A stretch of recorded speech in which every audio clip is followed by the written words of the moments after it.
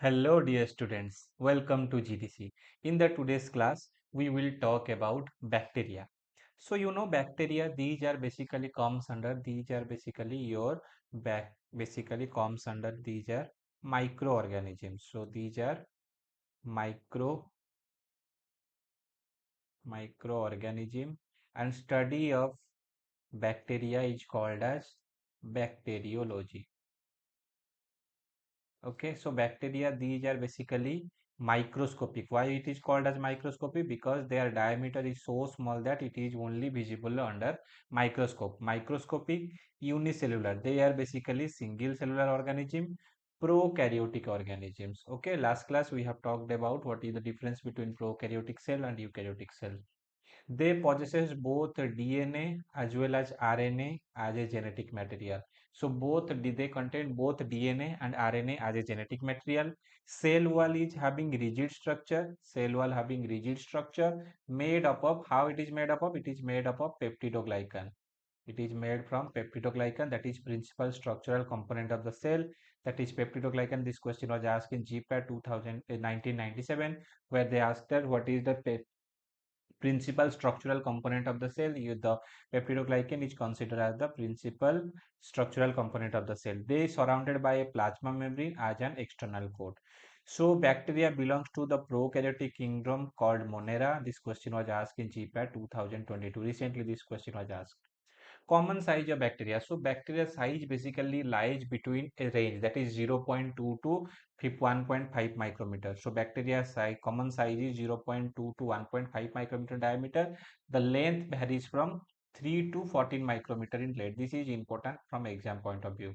The matters. The size varies between 0.3 to 1.5 micrometer, whereas length varies to 3 to 14 micrometer in length. So if you structure of the bacteria, this is the flagella, this is your plasmid, this is the pili, which is responsible for the bacterial movement, nucleoids where DNA contains, cytoplasm, ribosome for the protein synthesis, capsules which protect from external surface, cell wall, cytoplasmic membrane, flagellum. Okay. So what are their function? Let's know. So plasma membrane. What this bacterial plasma membrane help? Plasma membrane or bacterial cytoplasmic membrane, that is a composed of phospholipid bilayer. These are basically composed of phospholipids. So phospholipid we have read in the lipid class. So lipid along with phosphate group is called as phospholipids, acting as a permeability barrier. So the cell membrane or plasma membrane having the main function is permeability. They basically allow some of the component to enter into the cell, and some of the component which is not able to enter, that will be restricted, which called is as a selective permeability. So they allow some of the component which is required and some of the component which is not required, that is regulated by your plasma membrane. So that's why it is act as a permeability barrier for the most of the molecule, serving as the location for the transportation of molecule into the cell. So less rigid due to lack of sterol. So they are basically less rigid due to sterol is absent. Next is mesosome or chondroids. So mesosome and chondroids are the folded invagination in the plasma membrane of bacteria, and mesosome attached to the nucleus. It helps in replication and cell division. You have to remember this function. So mesosome basically involved in replication as well as cell division. Next is cell wall. Cell wall of the gram positive. So we also will see that the classification, what is gram positive, what is gram negative, we will uh, learn in detail in the upcoming slides. So gram positive, the cell wall is consisting of teichoic acid, that is a oligosaccharide found in the peptidoglycan. This is very, very important. Gram positive microorganism bacteria contains teichoic acid as a cell wall component. Lipoteichoic acid attached to the cytoplasmic membrane. The acidic polymer of ribitol and glycerol phosphate present in gram positive microorganism is known as teichoic acid. This question has already been asked in GPAN 2020. Gram-negative bacteria, these basically consisting of phospholipids, proteins, endotoxins, and polysaccharides. So these endotoxins are basically pyrogenic in nature. We will also learn about this. Pyrogenic, that means it has the potency to induce fever. It has the potency to induce the fevers. Okay.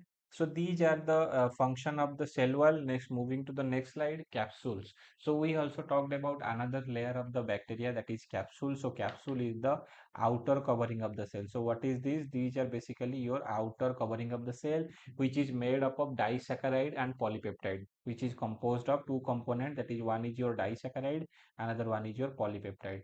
The bacteria that contains capsule is called as capsulated bacteria. This is also important, the bacteria, because some of the bacteria does not contain capsules. So we can also distinguish bacteria on the basis of whether it is capsulated or whether it is non-capsulated. If it contains capsule, we call it as a capsulated bacteria. If it does not contain capsule, we call it as non-capsulated bacteria.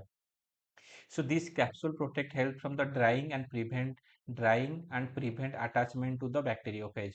Okay, it helps in attachment to the surface. Okay, this is important for the attachment function. Next is cytoplasm. Cytoplasm is the cell membrane encloses the cytoplasm.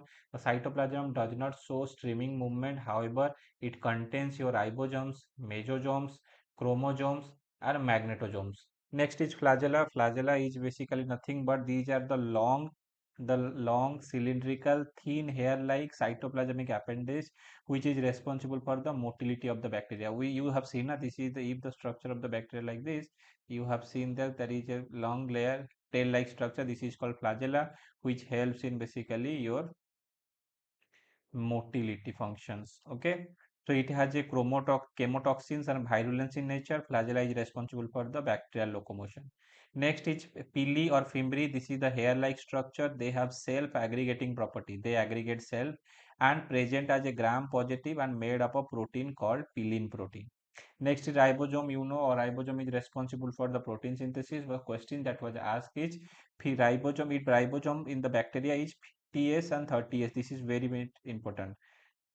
In bacteria, ribosome is 70S, whereas in humans or in eukaryote, it is 80S ribosome. This is you have to remember, which is present in 70S ribosome, basically present in prokaryote. 80S ribosome is present in eukaryotic cells. Next is nucleoid. Bacterial cell contains DNA around 60% DNA, 30% RNA, and 10% protein. Bacterial cell contains 60% DNA, say 30% RNA, and 10% protein. Nuclear membrane is absent. Cell contains haploid chromosome, circular and double-stranded DNA is basically present. Okay, this is the all about your basic properties of this bacteria and how these bacteria's cell components helps in different physiological function. Now we will learn about what are the classification of the bacteria. So bacteria have broadly classified into several classes depending upon their structural component, their capsule, or whether this is gram positive or gram negative. We will read and in details one by one. Okay, so first thing of the today's discussion of classification is your classification on the basis of morphological character. Classification on the basis of your morphological character. First is spherical back structure. Spherical means your spear like structure. So the spherical, on the basis of that, their diameter around 0.8 to 1 micrometer. First one is micrococci. Micrococci, that means awkward single, and the example is your micrococcus. Next is diplococci. Diplococci, they are present in diploid or two structure. So two cells, they are basically joined together. Okay, so two cells, they are basically joined together. You can see from the structure. Example is your Streptococcus pneumoniae. Third is streptococci. Diplococci means two. Streptococci means they are basically arranged like a chain. Streptococci, they are divided in one pair and forms like a chain-like structure. They are basically, you can see like this. They joined together and forms like a chain-like structure.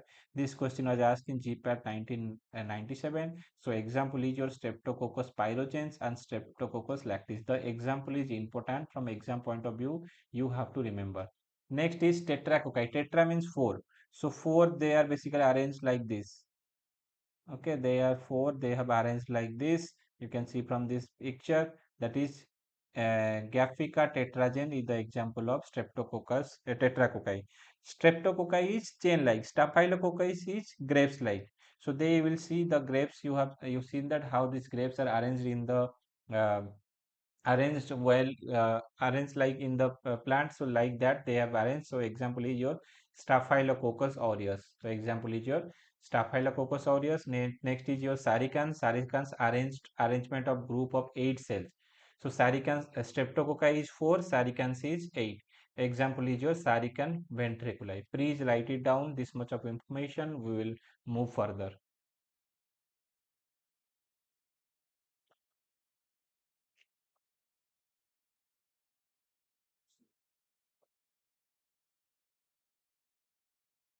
So spherical, micro spherical we are talking about, that is your cocci. So they are classified into several subclasses, that is as uh, micrococci, diplococci, streptococci, tetracocci, staphylococci, and sarican. And these are the different type of arrangement which you can see in your screen. And these are the example of some of the bacteria which comes under these classes. Please note it down. We will move further.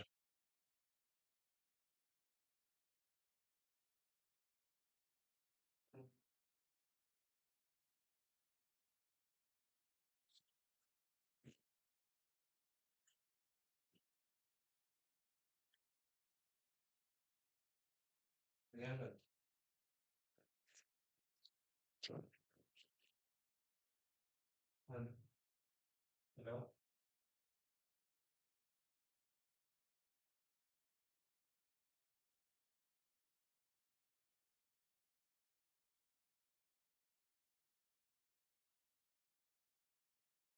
Okay, so this is all about streptococci. Next, move to the another classification of the bacteria, that is your after streptococci. Next, move to the next is your cylindrical. So you can see this cylindrical or rod shaped, that is your bacillus class. The diameter is around 0.75 to 10 micrometer length and 0.75 to 3 micrometer in diameter. The diameter you also see cylindrical or rod shaped. So bacillus means single rod cells. You can see example is your Bacillus cereus and Salmonella coalescens. Next is Diplobacilli. Diplobacilli is your pair of bacilli where two bacilli are joined together. You can see from this image. Example is your Coxella brunetti and Clivesla. Next is Streptobacillus. Streptobacillus means chain-like structure. Okay, example is Bacillus anthracis. This is very important. Two times this question the example has asked in exam. Bacillus anthracis comes under Streptobacillus. Okay, this question was asked in GPAT 1997 as well as GPAT 2022. Next is curved or spherical. The spirochetes means you have seen that spiral binding we do na. So the structure is like this spiral binding type, spirochetes. Example is your Tephronoma pallidum. Next is Vibrio cholera, the comma shape. Cholera means this is comma shape. So this is present like this. This was asked in GPAT 1997, Vibrio cholerae. Okay, next is Spirilla, the long rigid rod with several curves. That is your Spirillum rupei and Helicobacter pyrrole. Next is Palisades. The example is Corynebacterium.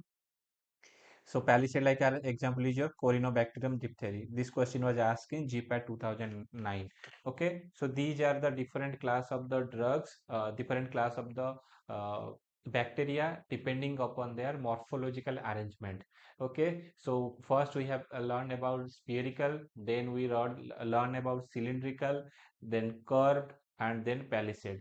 Please note it down all the information which you have in your screen. So this will be your they're going to the very important part because question can be directly asked from here.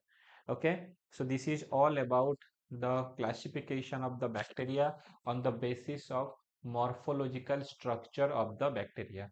Okay, so these are some of the example. Next, moving to the next slide. Next is mold like. Mold is your streptomyces. Okay, mold, this is like a mold-like structure.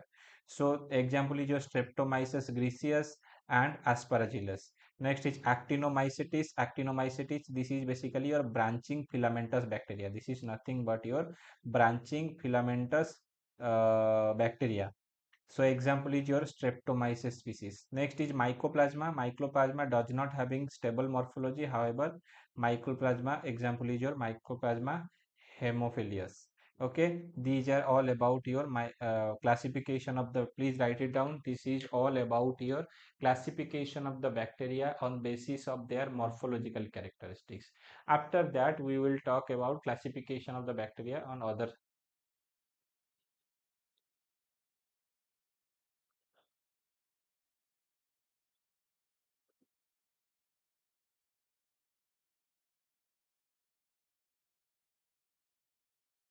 Okay, we will learn about classification of bacteria on the basis of flagella. So flagella, just now we have talked about flagella. So flagella is a organ that is helps in the locomotion. That helps in locomotion. That means movement. So first class is monotrichous. Monotrichous means single flagella. So the example is your Vibrio cholera and Pseudomonas. They are having single flagella. Next is Lophotrichus. Lophotrichus is two or more flagella. First one is monotrichous, second one is Lophotrichus. Lophotrichus means two or more flagella on one end. Okay, so example is your Pseudomonas fluorescens. Pseudomonas fluorescens having Lophotrichus. Next is Amphitrichus. Amphitrichus means single or top of flagella on both the ends. So you can see single and top of flagella on both the ends. Okay. Example is your Nitrosomus, Pseudomonas, Vibropolari. Next is Peritrichus. Peritrichus flagella all over the surface. You can see here, you can see here, you can see here, all over the your bacterial substrates. This is your called as Peritrichus. Example is your Escherichia coli, Salmonella typhi, and Clostridium. These are comes under your uh, classification of the bacteria on the basis of their flagellum. So on the basis of the flagellum, they are classified as monotrichous, lophotrichous, amphitrichous, and peritrichous. Monotrichous means having single flagella. Example is your Pseudomonas and Vibrocolari. Next is lophotrichous. Lophotrichous means they consisting of two or more flagella at the one end. Example is your Pseudomonas fluorescens. Next is your amphitrichous. Amphitrichous means single or truffle of flagella on both the ends. So their example is your Nitrosomas, Pseudomonas, and Vibrocolari. Last one is Peritrichos. Peritrichos means flagella all over the surface of the bacteria. Example is your E. coli, Salmonella typhi, and your Clostridium. Okay, please note it down. This is going to be very, very important from your exam point of view. Okay, that question can be directly asked from this. Which of the following comes under Amphitrichus bacteria, or which one is comes under Peritrachus? Like that you will get a questions.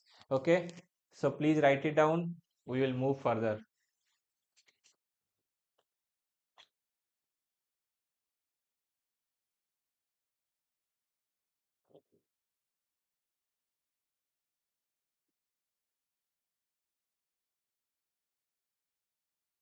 Okay, so moving to the next question or next part of the today's class is your classification of the bacteria on the basis of temperature. So temperature is a considering factor for the bacterial growth. If some of the bacteria are grow in high temperature, some are grow in low temperature, extreme low temperature, or some are grow in uh, room temp or temperature in medium temperature, we can say medium temperature. Okay, yes, please write it down.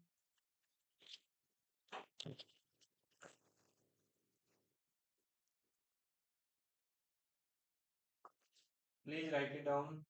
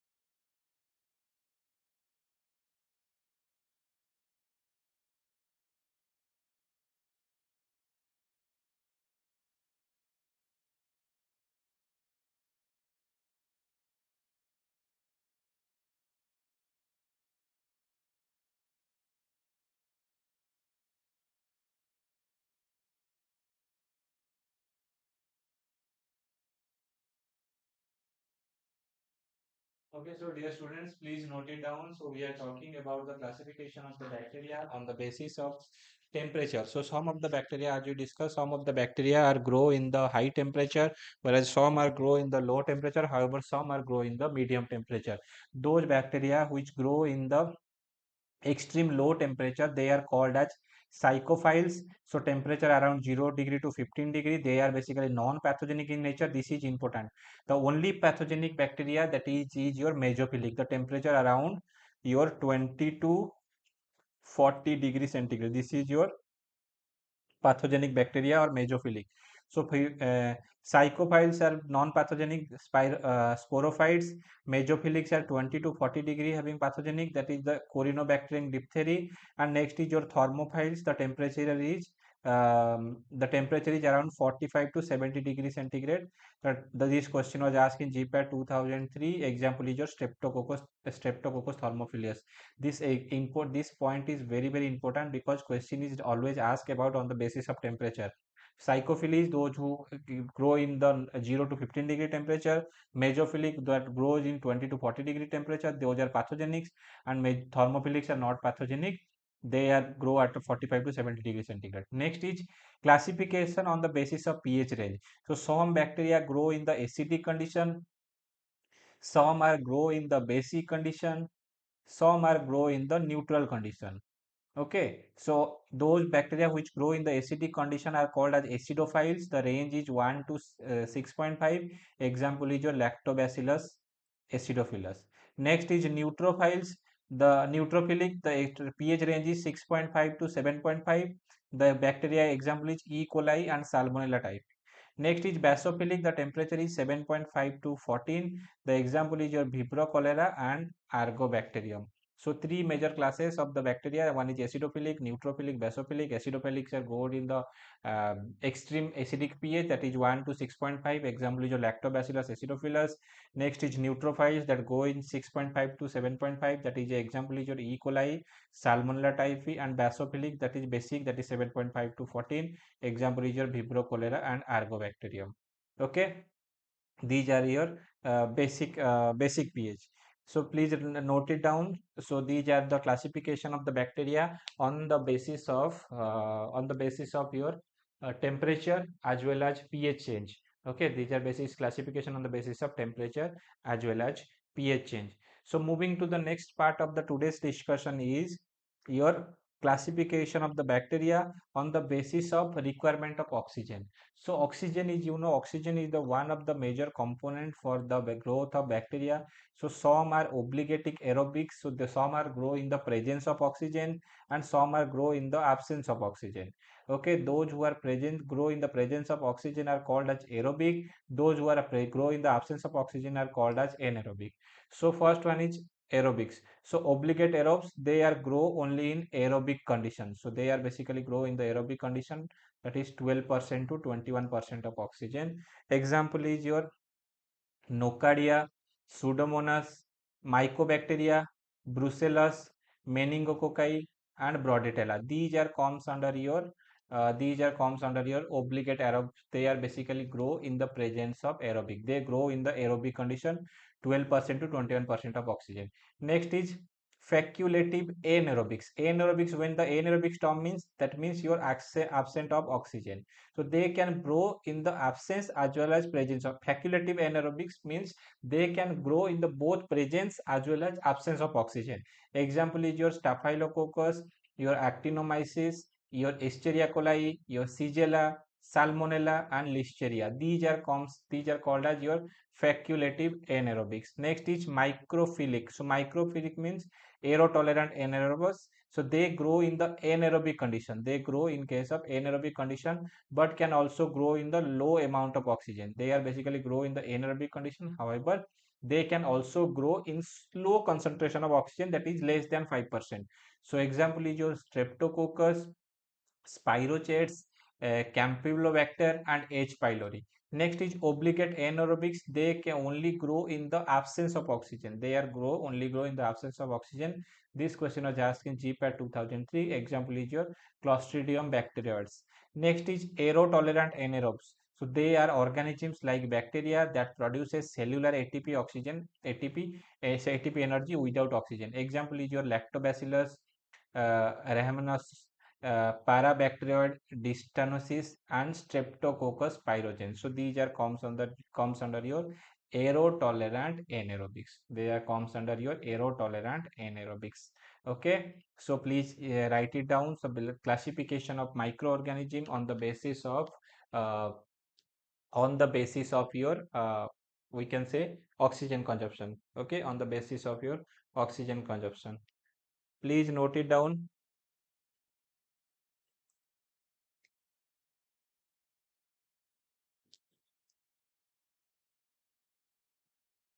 Okay, so see the question which was asked in different exam of GPAT and all we have mentioned in the your notes, so you can see that the importance of this topic.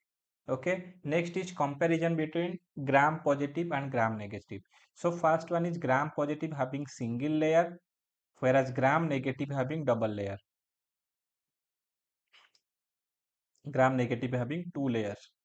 Gram positive having thickness to 20 to 50 nanometer, whereas gram negative having thin cell wall, it is 8 to 10 nanometer. Gram positive is thick, whereas gram negative is thin. Outer membrane is absent in gram positive, outer membrane is present in gram negative. Periplasmics present in some of the cells, whereas periplasmics present in all cell of gram negative. Chemical cell wall, peptidoglycan is present, teichoic acid and lipoteichoic acid is present, whereas liposaccharide and lipoproteins are present in gram negative. Gram positive proteins are absent, whereas in gram negative proteins are present. In gram negative lipid is less, whereas in gram positive lipid is more. Permeability is more in gram positive, whereas permeability is less in gram negative. Resistance is less, whereas resistance is more. Example is your Staphylococcus aureus, Streptococcus pyogenes, and Bacillus anthracis are comes under your gram positive, whereas Salmonella, Klebsiella, and Pseudomonas, these are comes under your gram negative class. Please note it down. This is very, very important from exam point of view. Your Staphylococcus aureus, Streptococcus pyogenes, Bacillus anthracis are comes under your gram positive, whereas Haemophilus influenza, Salmonella, and Klebsiella, they are comes under your gram negative. This is the basic difference between your gram positive and gram negative. The important point from through which we, the question has always asked is about the cell wall, the composition of the cell wall. Some of the question directly can ask what is the composition of the cell wall in gram positive, what is the composition of the cell wall in gram negative. You can directly get a C1 of any question. So question is from the cell wall, and the example is the both thing. The thickness is also important. Gram positive is thick, whereas gram negative is thin. Like that question can be asked, and you can prepare it according to this table. So this table is very, very important from your exam point of view. Please note it down very carefully. That will help you to remember. Next is your yes. Next is your example. So cocci example is your staphylococci. This is the example difference between your we are talking about gram positive, sorry, gram positive and gram negative. So example of cocci is streptococci, staphylococci, enterococci, streptococcus pyogenes, corynebacterium listeria, lactobacillus, nocardia, mycobacterium bacillus, and clostridium. You can see this question I've already asked in the exams. Cocaine, negative is your Nigeria, gonococci, meningococci, E. coli. E. coli, this is very, very important. Rods in Shigella, Salmonella, Spirillum, Bordetella, Pseudomonas, Coliform, Vibrio, Yersinia, Brucella, Prostrella, and Campylobacter. These are comes under your gram negative example. Next is what is the difference between exotoxins and endotoxin. You know, as just before sometimes we were talking about toxins. So these are exotoxin and endotoxins are basically the end product of different, or when the bacteria get degraded, they basically, or bacteria release this type of toxin. Exotoxins are basically proteinous nature, whereas endotoxins are in lipopolysaccharide in nature. So this is more toxic. Okay, endotoxins are more toxic than the exotoxin. This is important, you have to remember. Exotoxin is secreted by both gram positive and gram negative, whereas gram on endotoxin is only secreted by gram positive bacteria. Next is they are heat liable. Exotoxins are heat liable, whereas endotoxins are heat stable. Secreted by exotoxins are secreted by cells, whereas endotoxins are secreted from the part of the cell wall. Action enzymatic exotoxins are basically action enzymatic. So please make a correction that endotoxins are basically secreted by gram negative bacteria. Okay, gram negative bacteria. Action enzymatics, so they having no enzymatic action. So there is active in minute dose, but endotoxins are uh, active in large dose. So they are exotoxins are highly antigenic. Remember, endotoxins are highly antigenic. They are highly antigenic as well as pyrogenic. That's why in different parenteral formulation, that's why in different parenteral formulations, endotoxin specific endotoxin test is carried out. So in case of rabbit, by using rabbit, so these tests are basically carried out to check the pyrogenicity of a particular to check the pyrogenicity of a particular compound. So till now what we have discussed is we have discussed about the different type of what is bacteria, what are the components of the bacterial cells. We talked about the different parts. We talked about the classification of the bacteria on the basis of their morphological structure, on the basis of flagellum, on the basis of temperature, on the basis of pH, on the basis of oxygen. After that we have talked about the what is the difference between gram positive and gram negative organism, as well as we also talked about the difference between exotoxin and endotoxin. So this is all about the today's class discussion. In the next class, what we are going to learn is we will learn about the staining technique, how we perform the staining technique to identify different class of bacteria.